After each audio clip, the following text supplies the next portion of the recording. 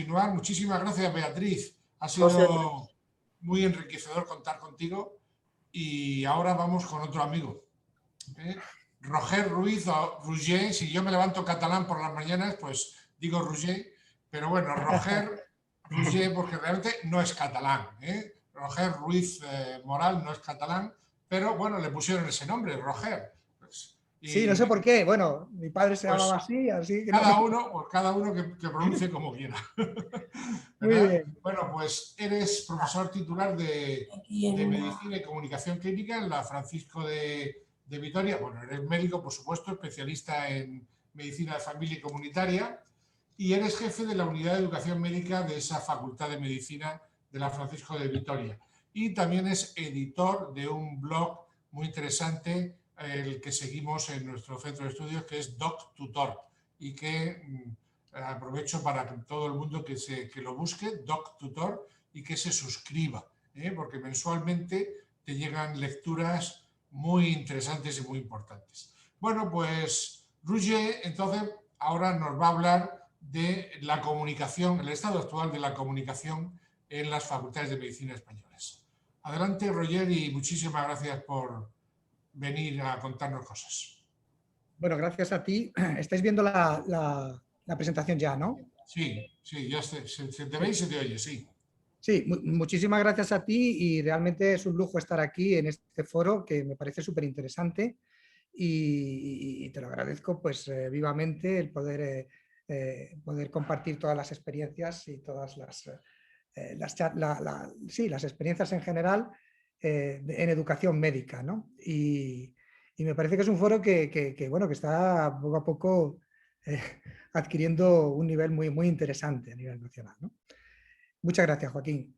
Bueno, lo que yo voy a poner es un poco el resultado de un trabajo que hicimos, empezamos en el año 2019 y que pretendía pues un poco ver cómo se estaba instaurando la comunicación, la competencia de comunicación en las facultades de medicina españolas.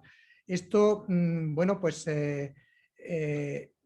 realmente partió del hecho de que de esta labor ministerial de febrero del 2008 en la que de alguna manera pues después de que apareciera en el libro de ANECA pues se hizo eco la legislación y dentro de las habilidades o dentro de los requisitos, ¿no?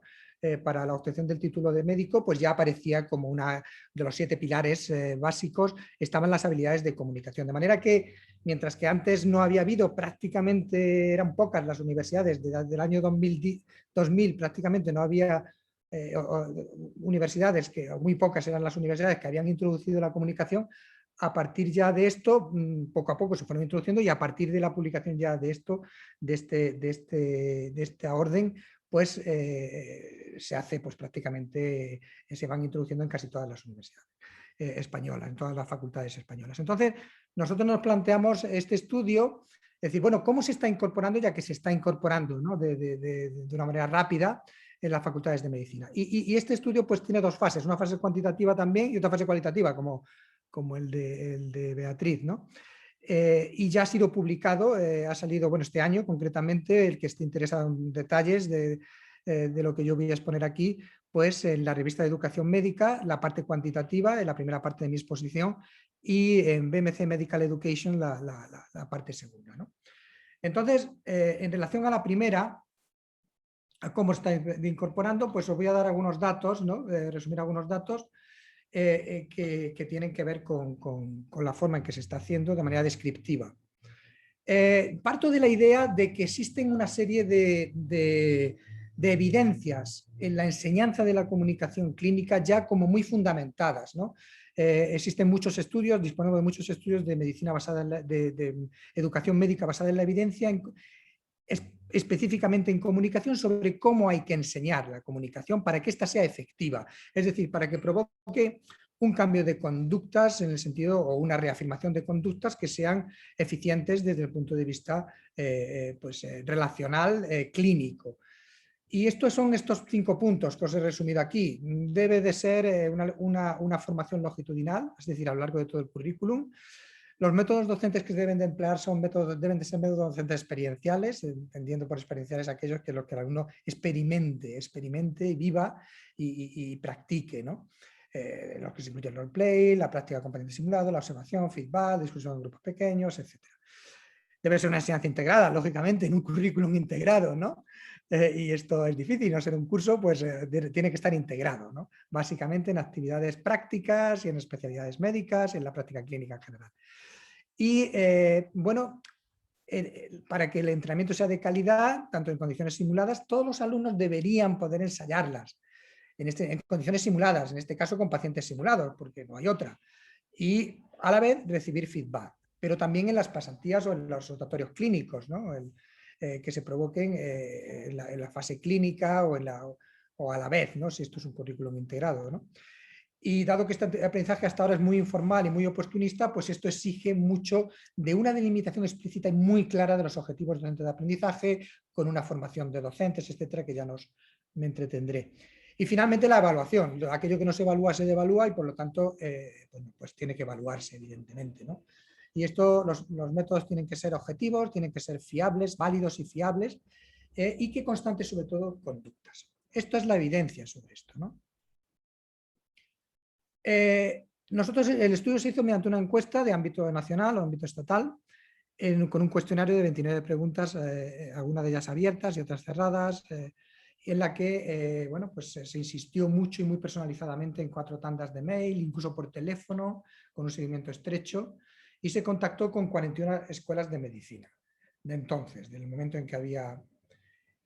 Y el periodo de esta encuesta fue de febrero a junio de 2019, y hubo 35 universidades o facultades de medicina que contestaron. El total fue el 85% del total de las facultades. Aquí están pues todas las que contactaron, entre ellas también la de Murcia y muchas, como veis. Básicamente lo que exploramos por una parte fue la organización curricular, cómo estaba organizada, pues los contenidos de comunicación, y otra, pues el desarrollo de metodologías docentes y evaluativas. Fue una aproximación, ¿no? Lógicamente, ¿no? En cuanto a la organización curricular, pues exploramos cómo las habilidades comunicativas, si eran asignatura específica o no, o si eran compartidas con otros temas, el número de créditos, ECTS, el curso en el que se impartía, el carácter de esta enseñanza y el perfil y el número de profesorado. En cuanto al desarrollo docente, qué estrategias principales docentes se utilizan y qué tipo de evaluación principalmente se hacía. Y esto que os ofrezco pues es una aproximación genérica que nos da una imagen todavía, pues bueno, general, pero yo creo que válida para empezar a trabajar, ¿no? Los métodos docentes y evaluativos de los elementos explorados fueron tanto las clases magistrales, las sesiones en grupos pequeños, de qué manera se hacía el aprendizaje experiencial, mediante workshops, talleres, roleplay, si se usaban o no pacientes simulados, si había feedback al estudiante, si en los rotatorios había objetivos específicos educativos y la evaluación si era escrita, práctica y si era sumativa o simplemente formativa. Los resultados que obtuvimos de este estudio nos muestran voy a resaltar solo lo más importante, el resto, como digo, está en la publicación y los detalles podéis verlos ahí, el que esté interesado, podemos comentarlo después. Bueno, la mayoría de las veces no es una asignatura específica, es una asignatura que es compartida con otro, casi en un 80% de los casos. El modelo para compartir es en diferentes asignaturas, y en este sentido los rotatorios clínicos es donde se introducen algunos objetivos docentes de comunicación, o en una misma asignatura donde hay distintas materias, ¿no? Generalmente pues, suele ser psicología, ética, humanidades, cosas de ese tipo, ¿no? Y aquí lo tenéis, ¿no? Especificado en este tercer pastel, que las más frecuentes, como digo, son las prácticas clínicas. Ahí sí que suelen introducirse, como decía, algún objetivo de comunicación. La bioética es otra de las materias que se comparte, pero también la psicología, ¿no? Que pues, muchas de las facultades es la psicología la que asume esto. Y después pues ya las habilidades clínicas, y hay otras que como puede ser incluso oncología, antropología, fundamentos de cirugía, patología médica, o sea, esto ya varía mucho y son de una a otra. ¿En qué año académico principalmente se enseña? Pues básicamente se enseñan los años preclínicos, es decir, cuando no hay contacto con el paciente. Esta es la gran mayoría, ¿no? Mientras que hay en 11, pues enseñan en la parte clínica y casi siempre está ligada a, como digo, los periodos de práctica. Solamente hay, no 3, puesto aquí está mal, sino 2 universidades o 2 facultades donde hemos visto que esto tenía trazas de estar integrado a lo largo del currículo. Y el carácter de esta enseñanza sí que era en la mayoría obligatorio ya, claro, en la medida también en que obligatorio pues el resto de las materias que están incluidas. ¿Qué tipo de profesor? ¿Qué tipo de profesor enseña? Pues sobre todo clínicos en un, pues eso, casi en 30 universidades, son 29, y de ellos, pues la mayoría son médicos de familia, casi la mitad de los clínicos, bastante más de la mitad de los clínicos, y después les sigue pues los psicólogos, pero también hay enfermeros, hay psiquiatras y otros tipos de profesores. En cuanto a los métodos docentes, pues la clase tradicional, la clase magistral se utiliza muchísimo, se utiliza mucho. También se utiliza mucho los seminarios en grupos pequeños y se utiliza también como métodos docentes en una gran medida el roleplay al que después se da feedback o se comenta, ¿no? Lo que menos se utiliza es los pacientes simulados. Los pacientes simulados como tales son utilizados en una... Bueno, puntualmente hasta en 15, algo más de 15 universidades y sí que está integrado en muchas como dentro de las prácticas, como ya he comentado. La evaluación, pues hay pues mitad y mitad, se hace una evaluación escrita y también una evaluación práctica. Cuando se hace evaluación, en este sentido, la evaluación práctica suele estar ligada a la ECOE de final de sexto, donde se mete alguna estación de tipo de comunicación, o también se mete como en algún portafolio a lo largo de las prácticas clínicas en la que existen, como digo, pues aporte de evidencias de comunicación o comentarios de reflexión sobre la comunicación desarrollada por el estudiante en el periodo de prácticas. Bien, un poco por resumir, ¿no? la parte inicial, la parte esta descriptiva de las conclusiones. En relación a la organización curricular, pues básicamente podemos decir que la mayoría de las escuelas ahora ya sí que ofrecen algún tipo de capacitación en habilidades de comunicación, que estas se enseñan, sin embargo, bueno, como no puede ser de otra manera, ¿no? Porque no hay un currículum integrado, en un formato de asignatura tradicional, y también en las prácticas clínicas, en las pasantías, en el hospital o en los centros de salud. Como asignatura se suele compartir estas habilidades clínicas con otros temas, generalmente pues psicología, porque este dominio es absorbido en muchas facultades,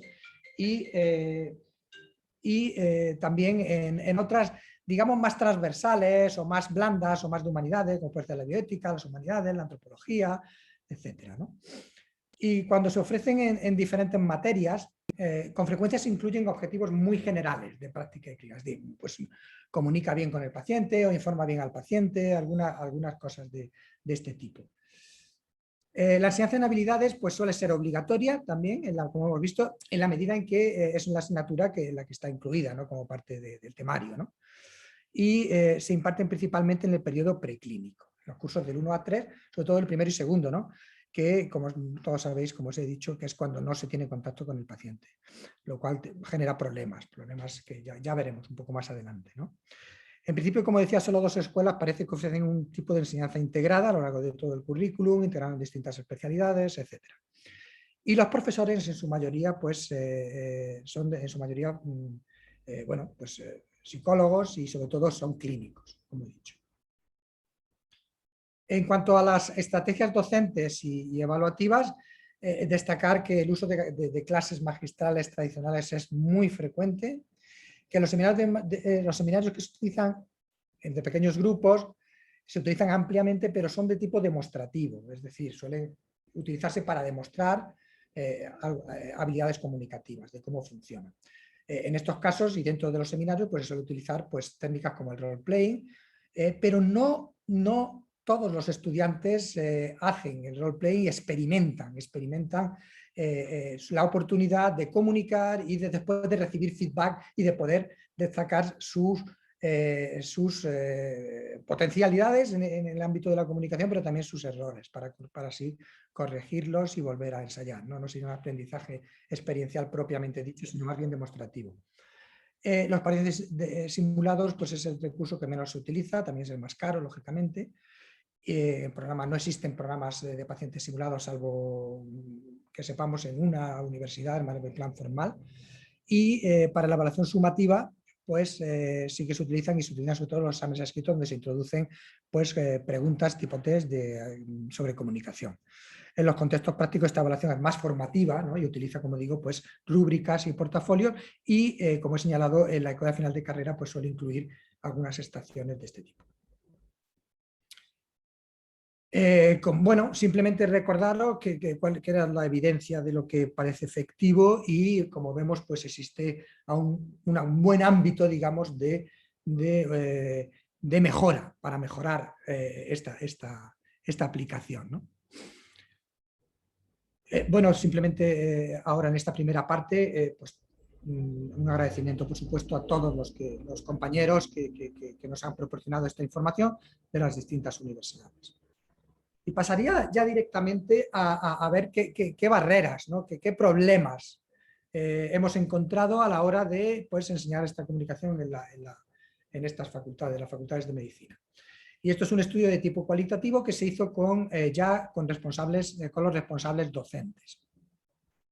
Los objetivos fueron, como digo, detectar los principales problemas que ellos habían experimentado en este proceso de incorporación y de desarrollo de la enseñanza de la comunicación clínica en nuestras facultades, ¿no?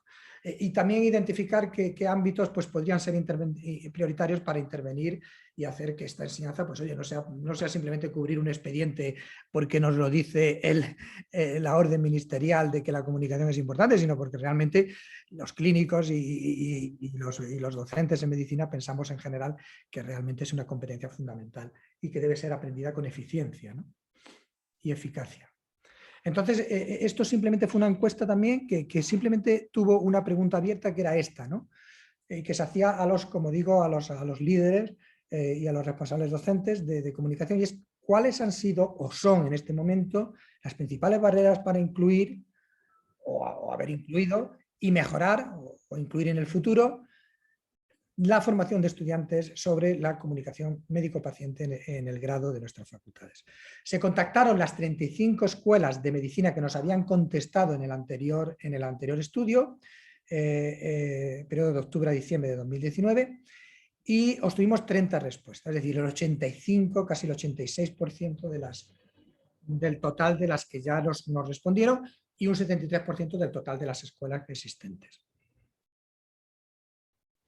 Se hizo un análisis que, bueno, de todas las respuestas obtenidas, pues las escribimos, las codificamos de forma temática, de manera independiente, y fuimos los investigadores que participamos en esta fase. Y bueno, teniendo categorías y subcategorías temáticas que después fueron, cuando hubo desacuerdo, pues lógicamente fueron discutidas y llegado a acuerdo, ¿no? Lo que voy a hacer ahora es presentar los temas emergentes más relevantes y ofreciendo una frecuencia de esto, junto con algunas citas que os hagan una idea más representativas de cada una de las categorías, ¿no?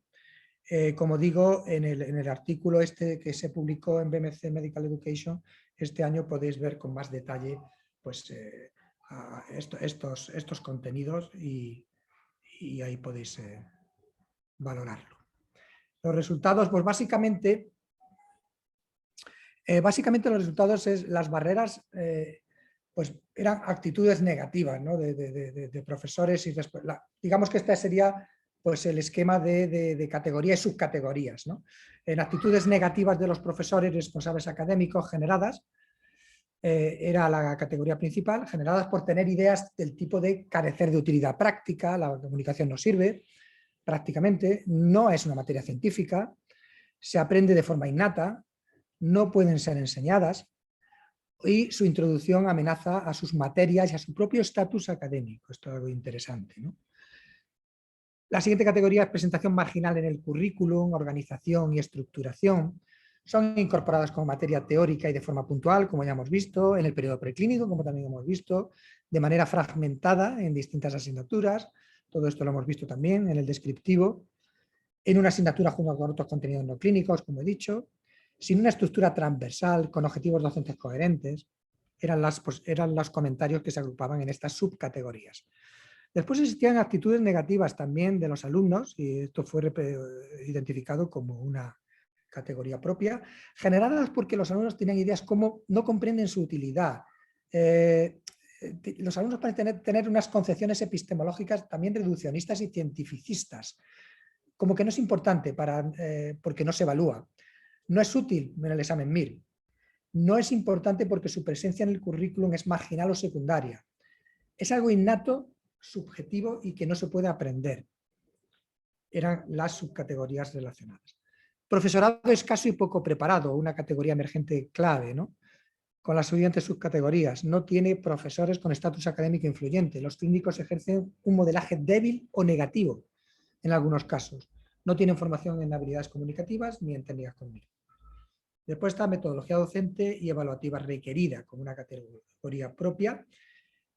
No se usan los métodos experienciales en su enseñanza, los métodos experienciales son caros, requieren más tiempo, requiere continuidad y implicación del profesorado, requiere infraestructura relativamente sofisticada y requiere sistemas evaluativos complejos y no completamente reconocidos. Os pongo un ejemplo de cada una de comentarios, ¿no? De cada una de las grandes categorías, ¿no? El tipo de organización y estructuración, presencia en el currículum de la comunicación, hasta en 30 comentarios, pues por aquí lo podéis ver, ¿no? Se aborda puntualmente que en una asignatura la psicología es una preclínica, además, donde se trata de manera teórica y no se integra en su enseñanza práctica con otras competencias clínicas que se desarrollan en periodos clínicos. Se mete con calzador, sin darle autonomía propia, con medicina legal, bioética y en distintos periodos de tiempo, lo que dificulta mucho su organización. Parece como si no quedase más remedio que incorporarla, ¿no? Dice este comentario. Otro comentario, una barrera institucional de tipo estructural de enorme importancia, es que los planes de estudio no incorporan de manera suficientemente clara la materia, ¿no? Por lo general indican su necesidad, pero no articulan la manera de efectuarla y de dónde saldrán los créditos necesarios, ¿no? Otra cosa es si la ley debe de decir esto, ¿no? Las actitudes negativas de los profesores y de los responsables académicos, hasta en 23 comentarios, y comentarios algunos duros, ¿no? Como este, ¿no? Hay mucha gente que en la universidad, en el establishment, especialmente en las preclínicas, que no ven la pertinencia de esta competencia en medicina, pero también clínicos anclados en un modelo formativo de medicina de mediados del 19, no sé si el flexneriano o incluso anterior. Otro comentario, la dirección de grado no manifiesta de forma contundente y segura que la formación de este tipo de competencias sea clave, ya que consideran que es algo que se aprende por mimetismo. Muchos de los profesores de especialidades ven esta materia como algo poco científico, superficial y prescindible, lo cual llama la atención ante las evidencias científicas que hay sobre esto y la enorme cantidad de investigación que existe y que demuestra bueno, claramente y con el método científico su utilidad. Problemas ligados a metodología docente y de logística educativa, están 21 comentarios. Por ejemplo, no se asume que este aprendizaje requiere continuidad a lo largo de la formación de grado, se asume que al estudiar asignaturas como psicología, oncología, paliativos o psiquiatría, el estudiante aprende comunicación. En las prácticas, que es donde los alumnos afrontan los problemas comunicativos, realmente están solos, no existe generalmente feedback reglado por parte de los clínicos, que están muy ocupados ya en esto, que esto es otra de las cosas. El tipo de docencia necesario, de entornos de aprendizaje activos, con pacientes simulados, videograbaciones, autoevaluaciones, y esto es caro, decía este comentario. Cada estudiante debería tener un feedback personalizado mientras interactúa con pacientes simulados o reales, dice otro comentario. La evaluación la convierte a la comunicación en un lastre mayor. Los exámenes aquí, test, no valen y por lo tanto es preciso evaluar lo que hacen, cómo se comunican y no lo que saben. Escasez o ausencia de profesores preparados, otra gran categoría. Faltan profesores asociados, implicados para tratar estos parámetros adecuadamente, con objetivos docentes y con métodos de enseñanza. Faltan profesores preparados para impartirla adecuadamente, que conozcan la clínica, se dejan al albur de los clínicos docentes que dan las prácticas o a los psicólogos que generalmente no ofrecen profesores preparados en materia clínica, de clínica propiamente médica, ¿no? quizás la barrera más importante sea la formación de muchos profesores en esta materia.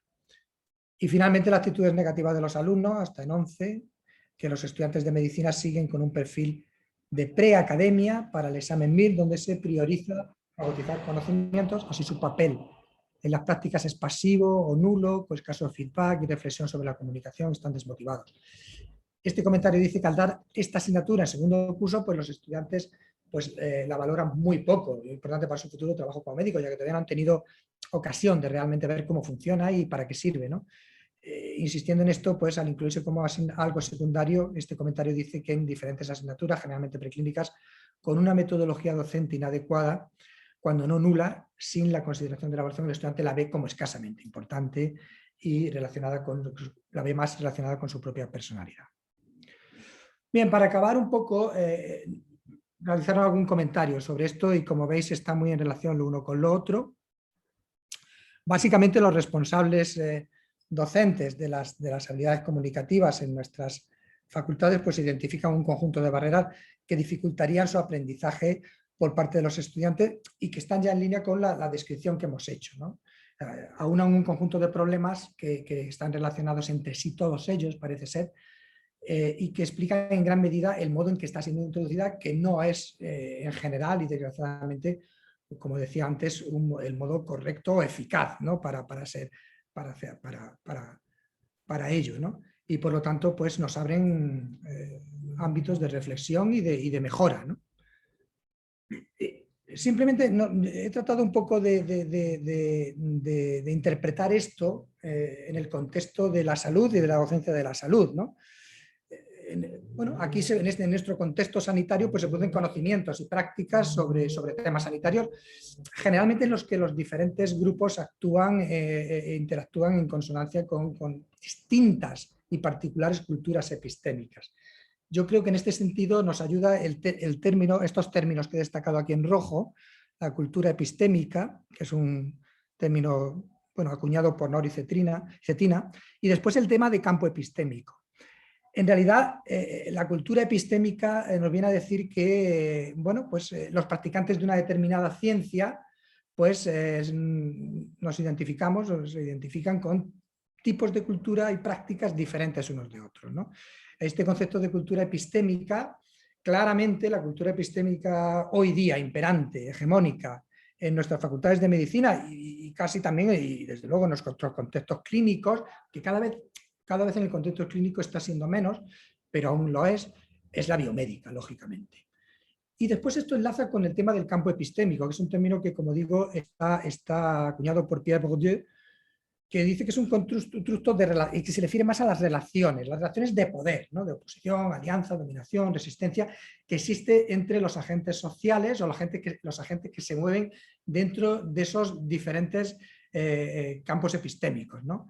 Y que ocupan diferentes posiciones en la red, en este caso en nuestra red jerárquica de la enseñanza, de la docencia y también de la clínica, ¿no?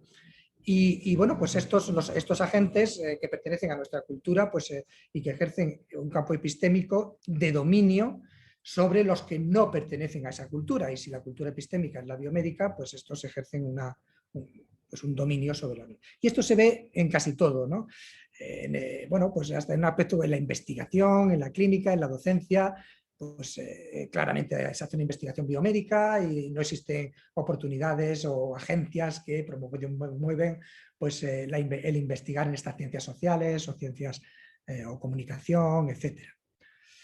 Y algo muy parecido, pues un poco esto conecta con el tema el término kuhniano de paradigma dominante, ¿no? En nuestro... Y quizás desde esta perspectiva podemos un poco ver lo que antes os decía, ¿no? He visto como yo creo que hemos podido darnos cuenta de la relación de todos estos factores, ¿no?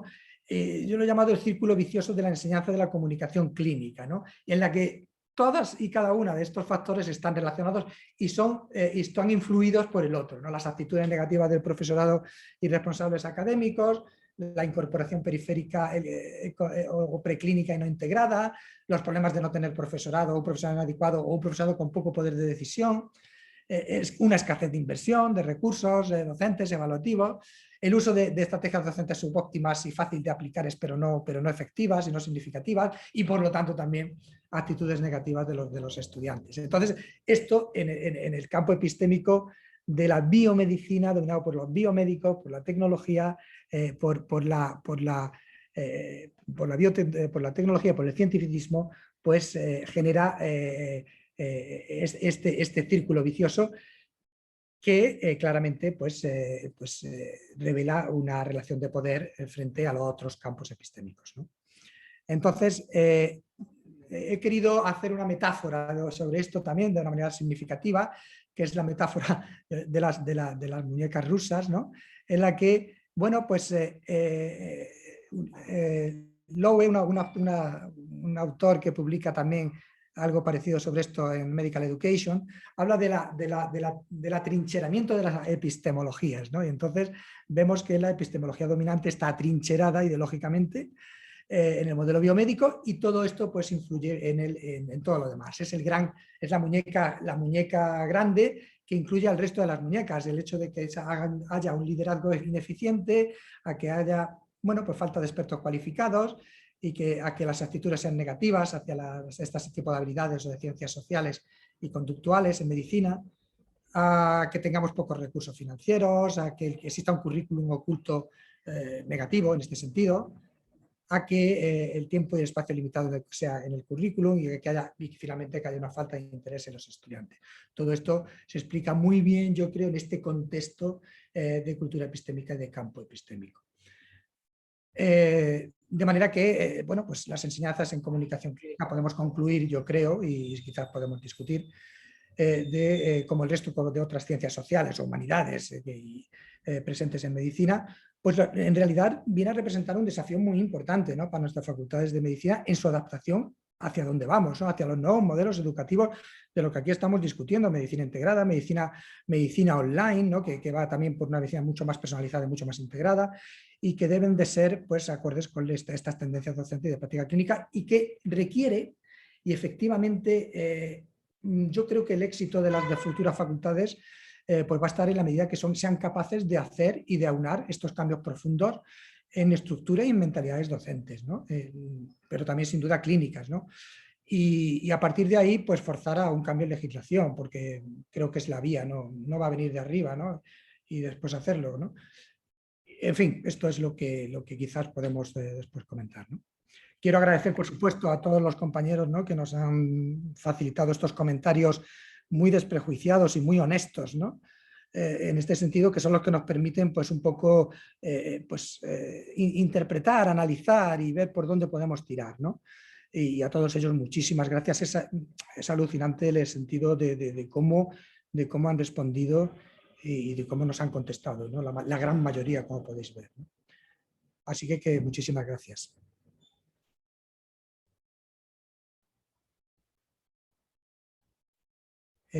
Con esto acabo. Ahora, muchísimas gracias, Roger. Realmente una excelente presentación que nos da una idea muy clara del estado de la comunicación clínica, en este caso, una de las competencias transversales, de las competencias olvidadas, ¿no?, huérfanas incluso. Tantas veces hemos hablado de eso en nuestras facultades como tantas otras. Yo recuerdo, yo era decano y yo fui el que respondí a tu encuesta en los dos casos. De hecho, he aparecido ahí en los agradecimientos a todos los que colaboramos. Por supuesto.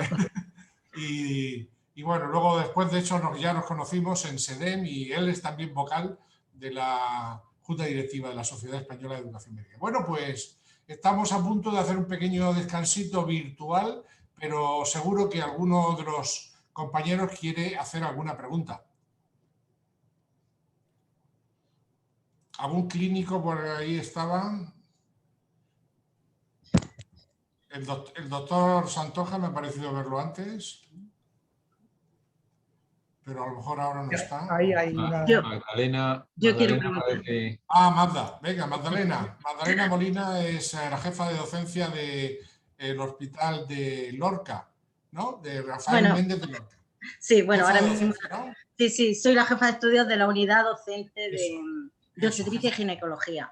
Quería comentar, me encanta, Roger, todo lo que nos cuenta y todo lo que aprendemos contigo, pero el problema de comunicación, solo un comentario, el problema de comunicación no solo en las facultades, pasa igual en la residencia, en la formación especialidad, y pasa también en la formación continuada. Claro. Nos llegan residentes que no saben ni cómo decir los buenos días, cuando empieza a haber problemas no saben cómo actuar, pero luego nos encontramos con profesionales que tenemos una actitud que no es tampoco la más adecuada. O sea, que es un problema que nos lleva de muchísimo tiempo y tal. Claro. Darnos alguna idea, porque faltará mucho para que cambie la estructura, la mentalidad, el paradigma. Mientras tanto, algo tendremos que hacer, así no podemos seguir. ¿Qué podríamos hacer en todos los niveles? Bueno, vamos, sinceramente no es fácil, no es fácil. Yo creo que el cambio debe de venir desde la práctica clínica. Desde la práctica clínica. Debe de venir... debemos de, los médicos y los clínicos debemos de concienciarnos de que, bueno, pues nos debemos a los pacientes, y si realmente nos debemos a los pacientes tenemos que luchar por ello, y entonces no podemos excusarnos en que no tenemos tiempo para comunicar o para discutir o para informar a los pacientes o para centrarnos en cuáles son sus necesidades, sino que debemos reivindicar esto ante la administración, y por lo tanto en este sentido, yo pienso que hasta que la administración sanitaria, por medio de los profesionales, no adquiera conciencia de que esto realmente es algo más que humanizar la atención, como están poniendo sin saber cómo hacerlo, sino que es introducir objetivos en el contrato asistencial o el contrato programa comunicativos, evaluarlos desde ahí, no se va a producir un cambio importante. Entonces, yo creo que esto es fundamental y esta es la clave. Y ya se está haciendo en muchos sitios. En Estados Unidos, así son los hospitales. Los hospitales, dentro del contrato programa que tienen, dentro de la evaluación que hacen a los profesionales, existen los ítems y aspectos de comunicación. Entonces, es la única manera de que el profesional diga, no, yo sé que es importante, pero es que aparte de eso me lo pide esto. Ah, no tengo tiempo, pues ya iré a decir que no tengo tiempo, y a que no puedo ver a 50 en una hora y tengo que ver a 30 para cumplir este programa. Y así se llegará poco a poco, bueno, entiendo yo, ¿no? Yo creo que sin esto no vamos a avanzar y vamos a quedarnos muy atrás, y los tiros no van por ahí, porque el paciente cada vez está más empoderado y cada vez va a ser, y con los cambios que vienen de medicina de precisión, de medicina, de cibermedicina, es que yo creo que lo que va a hacer esto es la necesidad de centrarnos mucho más en los aspectos personales y únicos de cada sujeto, y ahí el médico va a tener que tener muy buenas habilidades de comunicación, incluso en la nueva era del online. Claro que sí. Ofelia, por favor, adelante. Me parece que estaba Miguel antes, pero si quieres... Bueno, no, pero vale, me da igual, tú misma. Lo mío es muy cortito. Bueno, me ha gustado mucho la comunicación. Gracias. El problema con el tema este de la comunicación es como otros muchos que hemos comentado, y es que, por desgracia, la voluntad de unos pocos solos no nos puede hacer avanzar, aunque, bueno, poco a poco se va haciendo camino, la verdad, como dices tú, al final eso se tendrá que hacer. Pero me ha gustado una frase que has dicho, eso de que las facultades de medicina son academias para el MIR. Eso es lo que dificulta muchísimo de los avances.